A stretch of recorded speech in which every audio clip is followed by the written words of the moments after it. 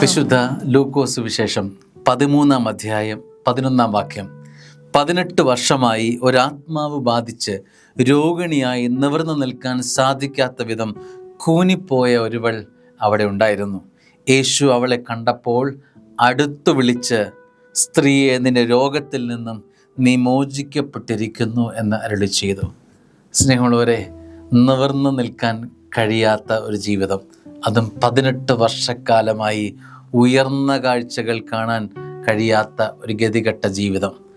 അവൾ കണ്ടുകൊണ്ടിരിക്കുന്നത് താഴ്ന്ന കാഴ്ചകൾ മാത്രം. ഭൂമിയും അതിൻ്റെ സൗന്ദര്യവും മാത്രം ആസ്വദിച്ചവൾ അവളുടെ മെഴികൾ ഉയർത്താൻ സ്വർഗം അവളെ കെൽപ്പുള്ളവളാക്കി മാറ്റുകയാണ്.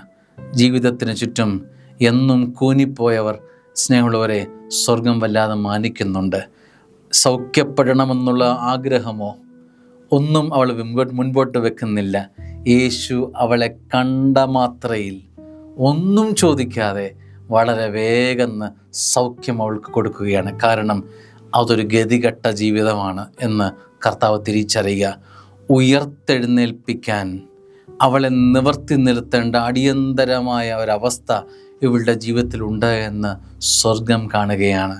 സ്നേഹമുള്ള ദൈവവേദലെ, ഈ പരിശുദ്ധ നോമ്പിലൂടെ കടന്നു പോകുമ്പോൾ ജീവിതത്തിൻ്റെ പല കാരണങ്ങളാൽ നിവർന്നു നിൽക്കാൻ കഴിയാതെ പോയവർ നമുക്ക് ചുറ്റുമുണ്ടെന്ന് തോന്നുന്നെങ്കിൽ അടിയന്തരമായി അവരുടെ ജീവിതത്തിൽ ഇടപെട്ട് അവരെ നിവർത്തി നിർത്താനുള്ള ഒരു മാനുഷികമായ ഒരു പ്രേരണ നമ്മളുടെ ജീവിതത്തിൽ ഉണ്ടാകണം.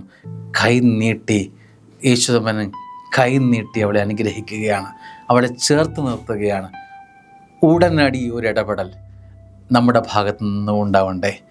ചുറ്റും നിവർന്നു നിൽക്കാൻ കെൽപ്പില്ലാത്തവരുണ്ടെങ്കിൽ അതെന്തു കാരണവുമായിക്കൊള്ളട്ടെ, അവരെ നിവൃത്തി നിർത്താനുള്ള ഒരു ബാധ്യത, ഓർമ്മപ്പെടുത്തൽ, നിർബന്ധം സ്വർഗം വല്ലാതെ നമുക്കായി നൽകുന്നുണ്ട്.